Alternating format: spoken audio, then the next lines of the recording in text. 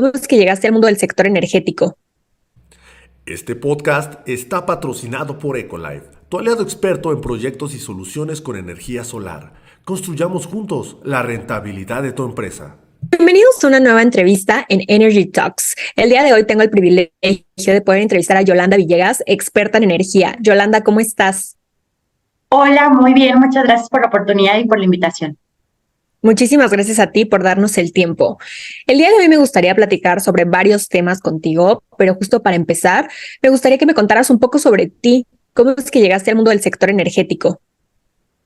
Pues mira, yo no empecé en el mundo del sector energético, la realidad es que inicié más bien en alimentos y bebidas y de ahí fui transicionando hacia petróleos mexicanos. Posteriormente trabajé para Alfa, después para Fieldwood, que es una empresa de grupo Riverstone, que es el fondo de energía más grande del mundo. Y finalmente, pues ahora estoy trabajando para una empresa líder mundial, justamente en empaque, y tengo además mi consultora en materia energética y medioambiental. Pero así fue el camino. Sin duda alguna tienes un trayecto muy rico, Yolanda. Justo para empezar los temas de energía, me gustaría empezar con transición energética y que nos contaras un poco de cuál es el estado actual de la matriz energética en México en el camino hacia la transición energética. Claro, con mucho gusto. La realidad es que seguimos abasteciéndonos principalmente de combustibles fósiles y esto también lo indica el BP Energy Outlook, que es uno de los indicadores más importantes a nivel mundial. Es decir, los próximos 20, 30 años, países como México y algunos otros a nivel mundial vamos a seguir dominados por petróleo, por carbón, por gas natural. Creo que ahí lo más importante que debemos sacar de ese tema es que el gas natural, claro que es el elemento medio en la transición energética porque es mucho menos contaminante que los otros dos. Ahora, México todavía tiene un largo camino por recorrer hacia las energías limpias, hacia la energía eólica, la energía solar o generación distribuida, la hidroeléctrica, por supuesto, incluso a las no renovables, pero que son limpias, como pues también lo que tiene que ver con la geotermia, lo que tiene que ver con la energía nuclear, como te digo, no es renovable, pero creo que vamos en buen camino. Me parece también que esto va a estar muy hilado con las nuevas formas de movilidad limpia y sustentable, con el tema del hidrógeno verde, con la cuestión de la electromovilidad, donde además se vienen nuevos retos, ¿no? Porque la electromovilidad pues, tiene baterías de litio, tenemos que ver la disposición final, qué vamos a hacer con estas nuevas formas de residuo, con los paneles solares, entre otros.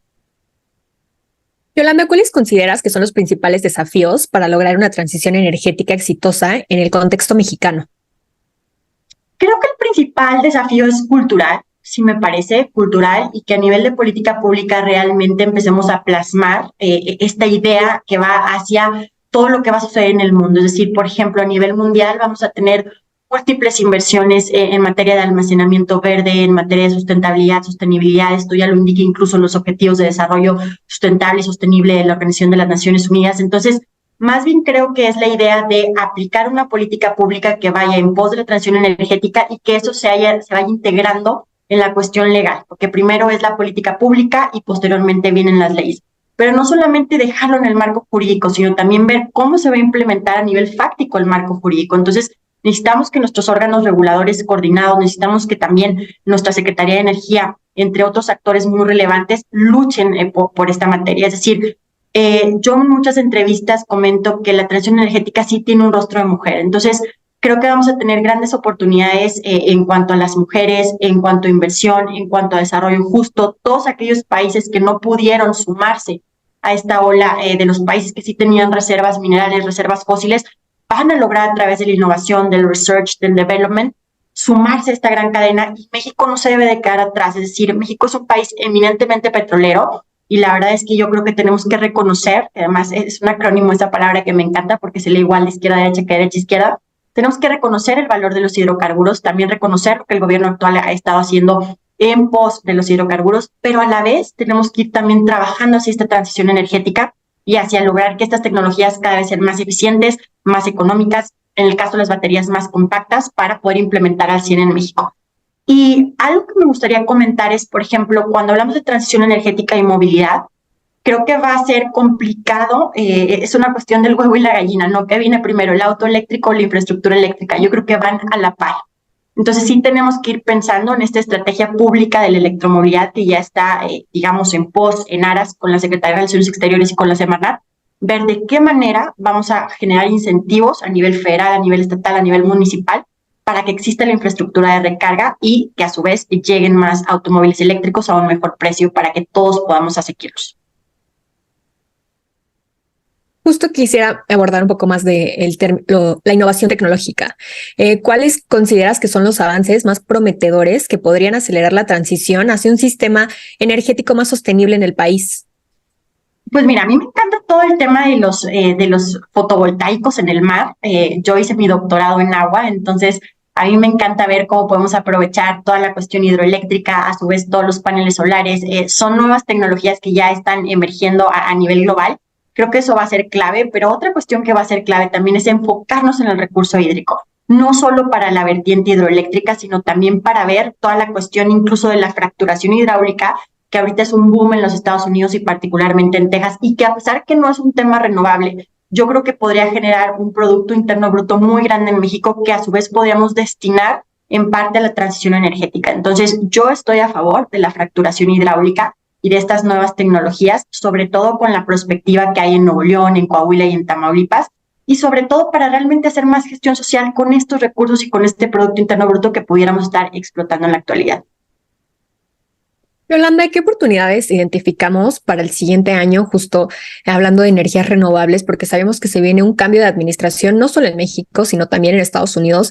Y hablando de bloque regional, tenemos ahorita la gran oportunidad del nearshoring, pero en tema de energía, ¿cómo andamos?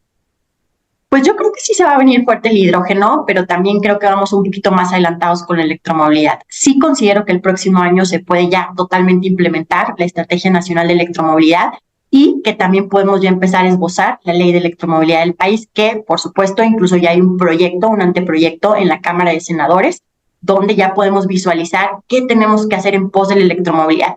Entonces, mi principal foco te diría es la electromovilidad y te voy a decir en qué aristas. Por ejemplo, la deducibilidad de los activos. Los vehículos actualmente tienen una deducibilidad de más o menos 250,000 pesos. Necesitamos elevar ese tema a nivel fiscal, otorgar también este tipo de incentivos fiscales para masificar el transporte público eléctrico, pero también para que los automóviles eléctricos individuales lleguen, por ejemplo, a los taxistas, a las personas que realizan ride-hailing, porque de esta manera estos coches son mucho más eficientes. ¿Por qué? Porque se trasladan hasta 3 veces más que un vehículo normal que podemos tener tú y yo. Entonces, de esta manera, como no tienes emisiones de escape, pues proteges de una mejor manera al medio ambiente. Entonces, yo lo que te diría es deducibilidad de activos, incentivos fiscales genéricos hacia la electromovilidad o electrificación masiva.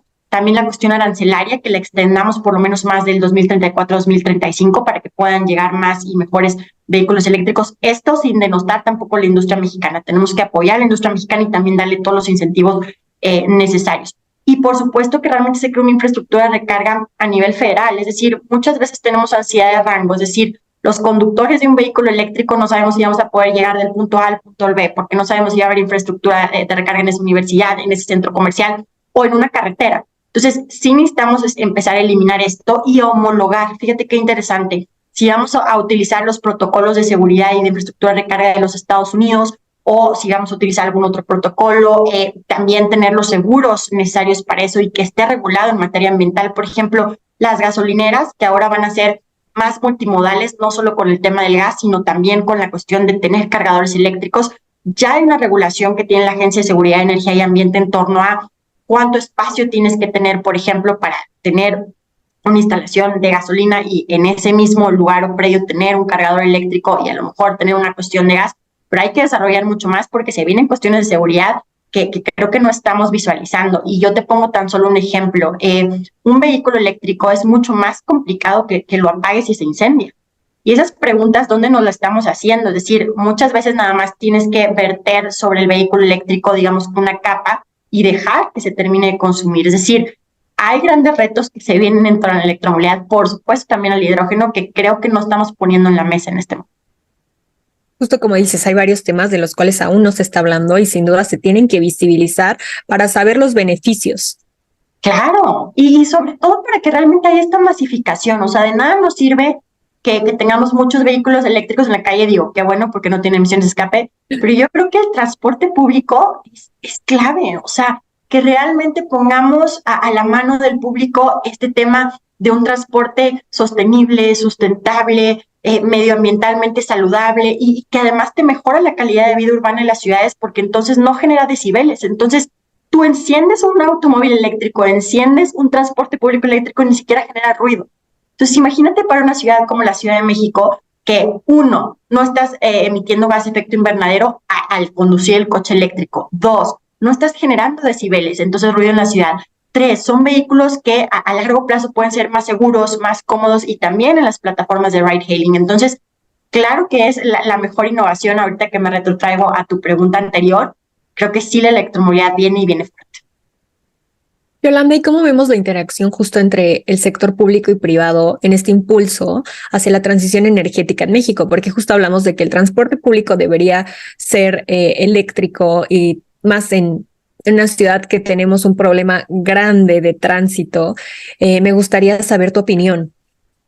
Mira, yo lo que pienso es lo siguiente. Tenemos obviamente temas de diésel, de gasolina, tenemos cuestiones de gas y tenemos la electromovilidad y también el hidrógeno, digamos, como fuentes de combustible para que se maneje un coche eléctrico o un transporte público.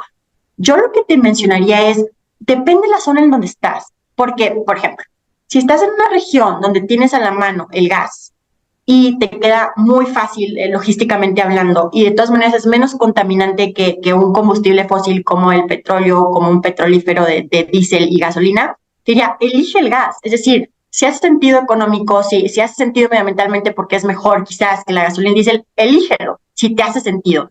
Y ve transicionando poco a poco hacia el hidrógeno, que yo lo veo más hacia transporte de carga, hacia cuestiones marítimas, incluso hacia cuestiones pues, de aviones.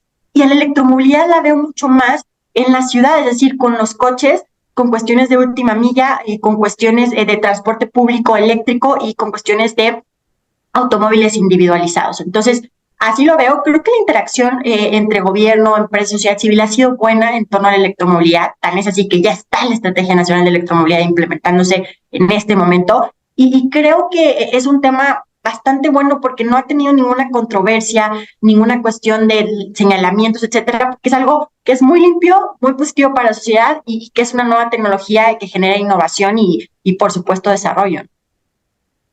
Yolanda, y justo siguiendo en esta misma rama, ¿cuáles consideras que son los sectores de la economía mexicana que podrían experimentar mayores beneficios, hablando justo de una transición energética y moviéndonos hacia fuentes de energía más limpias? Pues mira, la transición sí debe implicar contenido nacional. ¿Por qué?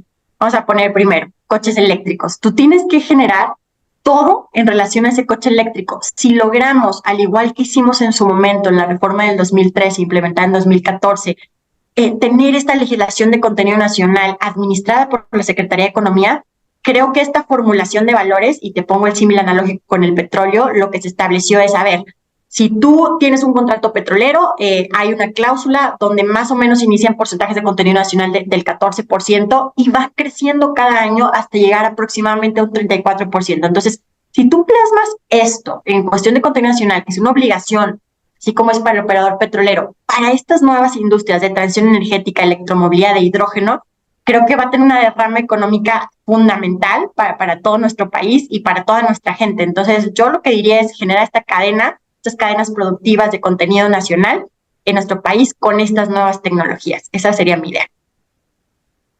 Yolanda, y sabemos también que en México, como que la industria energética está más enfocada hacia el norte del país. Considerando la diversidad geográfica de México, ¿cómo abordaríamos la transición energética, estos desafíos específicos de las distintas regiones del país?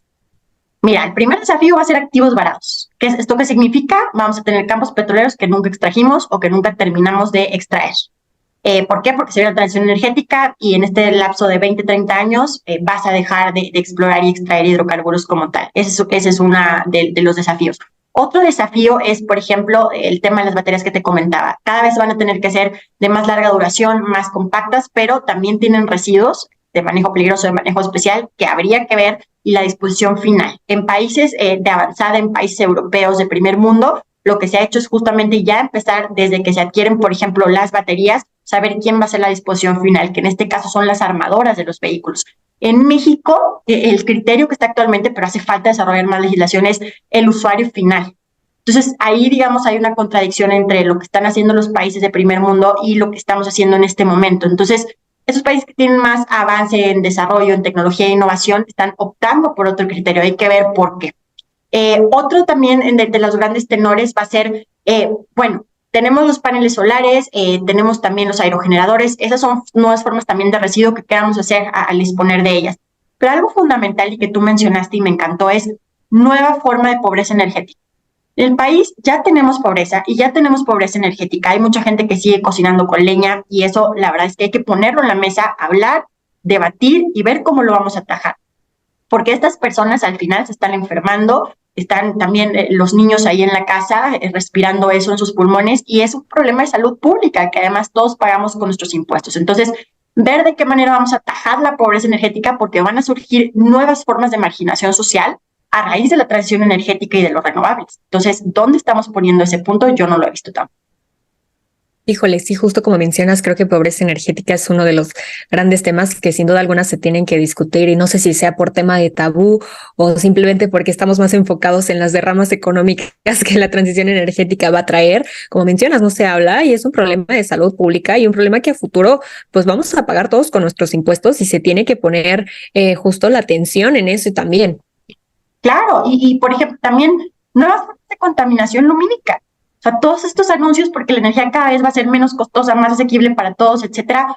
Bueno, ¿qué vamos a hacer con eso? Y cuando empezamos a adentrarnos en el tema de transición energética, por ejemplo, que hablamos de las súper famosísimas 4Ds, que yo también siempre hablo de la descarbonización, digitalización, descentralización y democratización, bueno, también son grandes retos, porque para democratizar la energía es que realmente tienes que disminuir la pobreza energética y que para todos sea asequible. Hay mucha gente que ni siquiera puede pagar un recibo de luz. Entonces, ¿cómo vas a realmente democratizar que llegue a todo el mundo este beneficio? ¿Cómo vas a descentralizar? Es decir, que no nada más estén estos grandes centros de consumo en estas grandes ciudades, sino que también en las pequeñas localidades con logística tengamos acceso a esta energía para entonces aprovechar la digitalización, esta revolución energética y digital, y entonces tener nuevas formas de conocimiento. Y por último, pues para lograr entonces reducir las emisiones de gases de efecto invernadero y consecuentemente, entonces dejaste de utilizar combustibles fósiles, redujiste las emisiones de gases de efecto invernadero y entonces disminuiste los aumentos de la temperatura media de la Tierra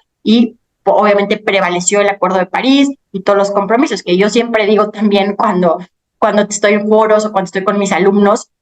Bueno, es que el Acuerdo de París es un acuerdo que es imperfecto en el sentido de que sí tiene obligaciones, pero no hay una sanción aparejada al mismo. Es decir, si no las cumples, no hay algo que te incentive a cumplir. Entonces, eso en derecho le llamamos una ley imperfecta, porque hay un supuesto normativo que si incumples no tiene sanción. Entonces, hay que ver cómo vamos a trabajar estas cuestiones a nivel global. Eso no es en México, eso es un acuerdo internacional, pero para que realmente disminuyamos esto, porque si ya rebasamos ese umbral de los 2 grados centígrados, vamos a estar en problemas mucho más apremiantes que los que ahora tenemos y que también están relacionados mucho con la cuestión hídrica, ¿no? La escasez hídrica. Justo, mi siguiente tema es la escasez de agua. ¿Cómo evaluamos el impacto de la escasez de agua en México en el contexto de la transición energética hacia fuentes más sostenibles? Para la cuestión hídrica, creo que es fundamental relacionarla con la industria energética y cuando hablamos de industria energética quiero vertirlo en 2 maneras. Por ejemplo, la fracturación hidráulica que requiere muchísima agua, 98% de inyección de agua, 2% de químico radioactivo. Evidentemente hay regiones del país, particularmente donde hay estas zonas prospectivas que sabemos que hay gas shale o gas lutita, pues obviamente que están en competencia estos usos del agua, ¿no? Con el doméstico, con el agrícola, con el industrial, con el energético. Entonces, en este tenor, sí tenemos que visualizar en qué zonas podemos aprovechar los usos y reusos del agua, los tratamientos. Creo que hay una gran oportunidad de plantas de tratamiento en nuestro país, pero además ver estas nuevas opciones de extracción de agua a nivel subterráneos ultraprofundos, ¿no? Es decir, partiendo incluso de los 400 metros hasta los 3.000, 5.000 metros de profundidad, donde es un agua que tiene por sí misma calidad diferente a la que encontramos en los acuíferos superficiales o tradicionales, que muchos de ellos están vedados. ¿Por qué? Porque realmente llega la autoridad y dice, este acuífero está sobreexplotado, tengo que vedarlo, y lo veda desde el inicio, es decir, desde la superficie hasta el centro de la Tierra, que ahí es donde yo creo, y eso lo esbozo en mi tesis doctoral, que es una equivocación, porque claro que tienes que vedar lo que está sobreexplotado, pero no de la superficie al centro de la tierra. Tienes que dirimir entre longitud, latitud y profundidad para que, si bien es cierto, no se toque este segmento, pues a lo mejor sí puedas extraer agua de otro segmento que está desaprovechado y que incluso derive en el mar. Entonces, ya hay varias tecnologías en esta materia. Tú que me has preguntado en toda la charla sobre innovación, desarrollo, tecnología y que me encanta, pues ya hay estas tecnologías que existen en Suecia, en Suiza, en Francia, en los Estados Unidos, en Rusia, y que podríamos estar explorando y extrayendo en nuestro país. Sobre todo cuando hablo de desperdicio, digo, todo debe ser un círculo virtuoso en materia ambiental, pero cuando hablo de desperdicio es que realmente mucha de esta agua deriva en el mar. Entonces, si no estamos aprovechando estas megacuencas subterráneas ultraprofundas que tenemos antes de que se convierta en agua salada, y de todo esto ya hay datos a nivel tecnológico, a nivel mundial de cómo está ocurriendo, realmente después la desalinización viene y presenta otro problema adicional, es decir, te mata los arrecifes, no es la mejor opción en cuanto al medio ambiente, es costosa, y también pues toda esta cuestión de seguridad y salud energética, porque en la venta de las playas, que pues en teoría jurídicamente no debería de ser permitido, ahí está para la desalinización. Entonces, hay que ver otras aristas atajadas a la desalinización. No digo que no sea una opción, es decir, al final es supervivencia del hombre y si necesitas desalinizar, lo vamos a tener que hacer. Pero yo digo, buscar opciones fuera de la caja que nos permitan satisfacer las necesidades domésticas que están protegidas por el artículo 4 constitucional y que son parte de nuestra dignidad humana, tener el agua que necesitamos para sobrevivir, pero a la par sí revisar, bueno, que se recarguen los acuíferos tradicionales, ríos, lagos y lagunas, y que podamos estar suministrando agua al sector doméstico, agrícola, industrial, energético. Yolanda, y ya como una de mis últimas preguntas, me gustaría saber cuáles son las consideraciones más importantes que deben de tenerse en cuenta al integrar la sostenibilidad del agua en la planificación de proyectos de energía renovable. Bueno, tienes que planearlo desde -2. Es decir, hay que ver si en esa región ya hay decretos de veda, hay que revisar realmente cuánta disponibilidad hay en esos acuíferos. Hay que ver también si vamos a poder tener nuestras propias plantas de tratamiento de usos y reusos del agua. Hay que revisar, por supuesto, si una vez que tienes todo lo anterior cubierto, cuál es el volumen de agua que vas a estar necesitando para tu planta. Y sobre todo, yo creo que invertir en el futuro, como te digo, en nuevas formas, nuevas soluciones que no necesariamente estén en competencia con las grandes presas, con los grandes acueductos, con la desalinización, sino que sean opciones más económicas, mejores en términos de impacto ambiental, en términos de territorialidad, que abarquen mucho menos hectáreas para establecerlos, en cuestiones de sabotaje, es decir, que puedas tener múltiples tomas para que entonces no haya ningún problema en cuanto a seguridad, y sobre todo, pues que sea una solución a largo plazo, es decir, no soluciones que solamente sean parches, y eso lo hablo a niveles gobiernos, a niveles estados, donde realmente a veces estas grandes construcciones no son la panacea y no son la solución, cuando tenemos otras tecnologías de avanzada que nos representan mucho menos en términos económicos y en términos medioambientales. Y justo me gustaría saber tu opinión en términos de políticas gubernamentales. Sé que ya nos platicaste un poco de la política pública que esperamos para la transición energética justo en la industria energética, pero ahora abordándole justo con temas de agua y la industria energética, que sabemos que son retos para el futuro o retos en el presente, ¿no? Que ya estamos viviendo simplemente en el norte del país. ¿Qué esperamos en términos de políticas gubernamentales y cuál es el panorama para 2024? Pues mira, a mí me gusta siempre ser optimista y positiva. Entonces, yo lo que te puedo decir es, estamos yendo un buen camino en la electromovilidad. Creo que varios estados ya están poniendo sus ojos en tener este transporte público sustentable y sostenible y de largo plazo para los ciudadanos. Creo que estamos avanzando un poquito menos que en la electromovilidad en este momento, pero en la cuestión de hidrógeno. Y me parece también muy positivo estas políticas públicas que nos permiten también poner paneles solares, incluso tomar préstamos de nuestros otros créditos para establecer los paneles solares en nuestras casas e inyectar también a la red de forma limpia. Entonces, eso lo veo muy positivo. Ahora, áreas de oportunidad, riesgos o desafíos, la cuestión de inyectar las renovables a la red. ¿De qué manera podemos hacer a lo mejor asociaciones público-privadas donde la CRE fije tarifas incluso para que los sectores privados también inviertan en esa materia sin necesidad de quitar el monopolio natural que tiene la CFE y con el que yo estoy de acuerdo en la distribución y en la transmisión, pero sí generando mayor infraestructura que nuestro país va a requerir, y no solamente en la cuestión energética como tal, en la luz, en la electricidad, sino también en las terminales de almacenamiento de hidrocarburos, en los gasoductos, oleoductos y todos estos sistemas que vamos a necesitar para atajar el nearshoring, donde 3 cuestiones son fundamentales para mí: que exista agua, existe energía eléctrica y que existan los combustibles necesarios para que todas estas empresas se instalen en nuestro país y no perder la gran oportunidad hacia otros países que ya se están abriendo al nearshoring, cuando México yo creo que es la oportunidad óptima por la cercanía que tiene con los Estados Unidos, por la cuestión costera y por la gran frontera que tienen, por ejemplo, estados como Tamaulipas con los Estados Unidos. Sí, sin lugar a duda tenemos una posición geográfica privilegiada. Privilegiada. Y también en materia solar, o sea, la irradiación solar que tenemos es súper privilegiada, el tema eólico con los aerogeneradores, tenemos lugares súper privilegiados, y vuelvo a decir, bueno, yo hablo de Tamaulipas porque es mi estado, yo soy oriunda de Tamaulipas muy orgullosamente, pero sí, o sea, son estados que todavía tenemos más del 90% disponible para poner aerogeneradores, con disponibilidad. O sea, Oaxaca ya está a lo mejor actualmente pues muy lleno, pero Tamaulipas todavía le queda el 90% para tener aerogeneradores. Sí, sin duda alguna la radiación que tiene el norte es una posición privilegiada, ¿no? Y justo hablando sobre energía fotovoltaica, la podemos aprovechar muy bien.